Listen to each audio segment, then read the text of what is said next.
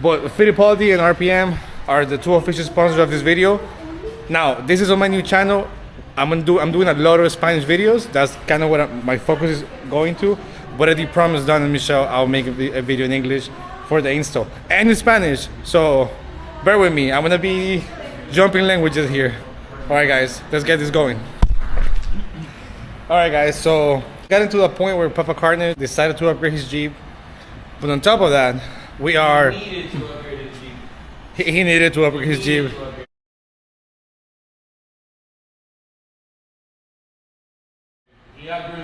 So obviously, axles are next. But before we talk about axles, we're gonna talk about suspension, and that's the next thing we're doing on this thing, right? And we're privileged enough to be really, really close with Don and Michelle from RPM, and they hooked us up with their long arm suspension. Now, this is a prototype, so we are the first Gladiator to have this suspension, so that's pretty cool. And just as a reminder, we were the first ones to build Agile on their suspension. I'll put the link here below. We did a whole episode on that, and I'm gonna show you guys the parts now. So here we go. This is their 3-link. It comes with a cross member, upper link, 2 lower control arms. They're 2.5 aluminum. They're beefy. It's the same thing I have on my Jeep, and trust me, I've tested the crap out of them, and so has Robert, and we have not been able to damage any of them. Just scratch them.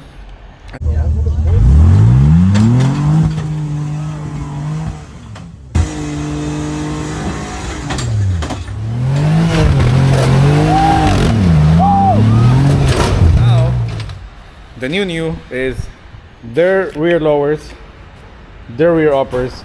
So they have 2 kits for the Gladiator. They have a dual triangulation kit, which is not what we're doing. And if you don't know what a dual triangulation kit is, I'll explain that shortly. It's under my Jeep. But right now we're gonna focus on the Gladiator. So we're doing their parallel 4-link with a track bar, meaning we keep the lowers and the uppers on the same position as the factory, which is it's just gonna be way better. And I'm gonna go over why it's gonna be better. And we're gonna keep the track bar. So next thing is to take this thing apart. I am not a huge fan of running 40s on 44s, but do as I say, not as I do. That's rule number 1 of Mr. Karnage. Right, Rob? That's right. So this is Rob, guys. What's up, Rob? What's up? He's giving us a hand with Papa Karnage, and we have Joey coming as well. So step 1 is we're gonna remove this axle completely off. You don't have to remove the axle when you're doing the long arm, but we're doing the truss, and we also have a inner axle seal leak that I'm gonna repair, meaning I have to take apart that. You don't have to remove the axle for that either, but it just makes sense. It just makes it easier. We need to cut lower control arm brackets, factory ones, and uppers. We're gonna remove the drive shaft completely off, because once we install the suspension and it's on the ground, we're gonna order new drive shafts from Tom Woods. And this is what we're doing right now. Like I said, removing the front axle, cleaning the whole area. This also got a new front bumper. Once that's out and I start cutting, then we're gonna move to the back. Same thing. I don't think we're gonna remove the axle. I'll probably leave this one hanging here. But like I said, we're gonna have to cut uppers, lowers. I'm gonna remove this stupid sway bar. I hate this sway bar. I don't know what the heck Jeep was thinking when they did it. It's just dumb. Like, if you have too much droop and the links are not long enough, like this case, it hits the diff cover. And when you're on the ground, this is pointing straight back, which is a huge rock anchor, which is dumb. Dumb. So I'm gonna come up with something of my own. I'm gonna make my own sway bar, or I'm gonna make something work that's gonna be sweet. Who am I? And why do I exist? And who made me? And what am I expected to do with my life? The kit comes with upper control arm brackets, and what that does is it separates. Is there enough light? Yeah. It separates the separation of the links from the lower to the uppers. It's actually pretty whack, meaning when it's a full droop, the pinion points down, and as you can see, this drive shaft has already been pretty. It's all banged up, and that's from drooping too much. Now that is also because we don't have like a full kit, but it's still pretty booty. Like, it just sucks. So by adding more separation between the lower and the upper, that won't happen anymore. And we have the bracket for that. And you can see the rock rash here. All right, we got our front axle out. It's right here. Now we gotta finish taking the steering off, the track bar, and then we can start mucking up the truss and welding the truss. And also, we're gonna take the front drive shaft out. This poor thing. And then take the control arms that we have here now. Oh shit. And we could start cutting brackets off, cleaning the frame, and getting the new cross member in. And we should be good to go. So we're here mounting the beadlocks now. This is a new Fittipaldi wheel. We're putting these needle inch tires, 40-inch tires. This is a ring, it's freaking beefy. And of course we're adding apex valves because they are the best. Once you take the cap off, you open this and you see it right there. There it comes out, close it, air stops coming out, makes deflating super quick, and they look really, really cool. So time to install this. I'm gonna have my dad install this because he's over there just hanging around. Let's put that guy to work. Hmm? What are you doing? Nothing. Me? Just hanging around.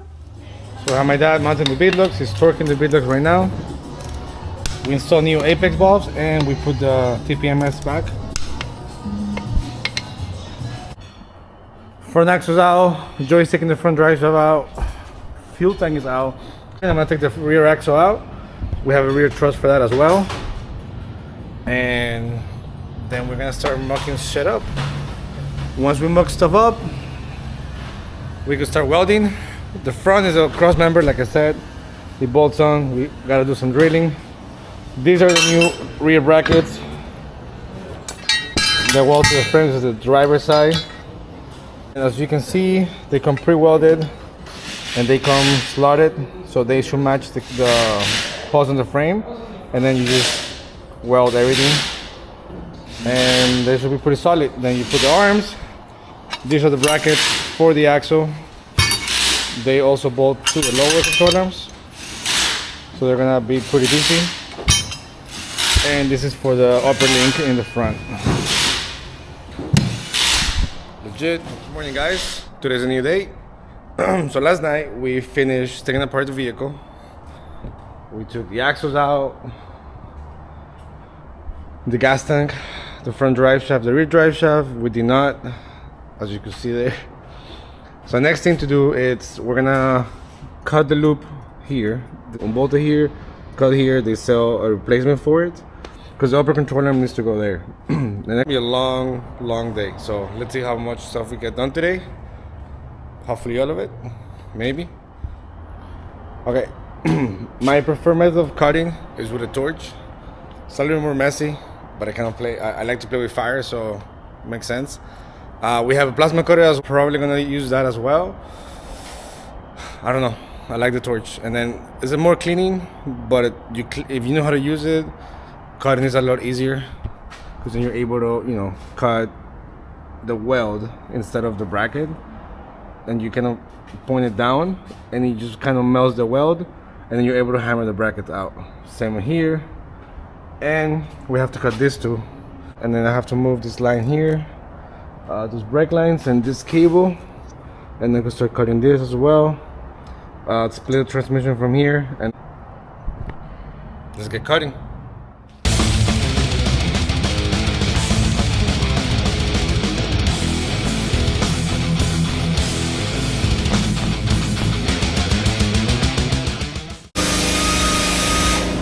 I hope you can hear me. The compressor's going. So I was cutting the brackets on the Gladiator, and my dad helped me clean the shop a little bit.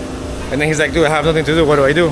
So I taught him how to clean the axles. And he's prepping them for the process.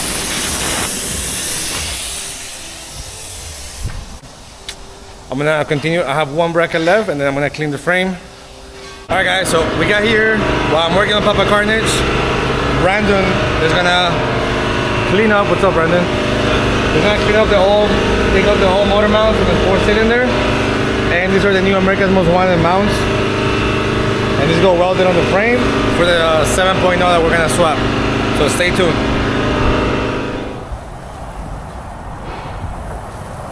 What are you doing, Rob? working.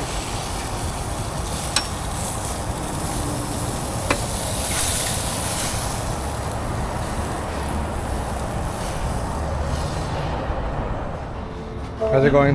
Good. I got the cuts off pretty cleanly. Going through batteries like crazy.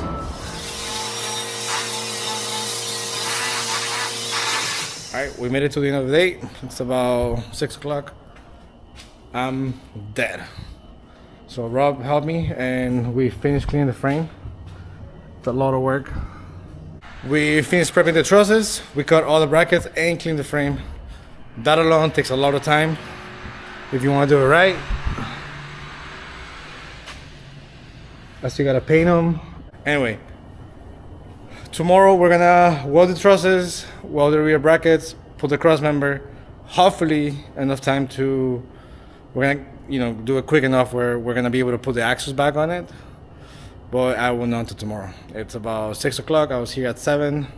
I'm pretty dead. Great progress. This is a big project. Doesn't seem like it, but it is. On paper, it seems pretty easy. And it's not hard, it's just time consuming if you want to get it done right. But we're doing good progress and I'm excited. So by tomorrow, maybe, we'll see.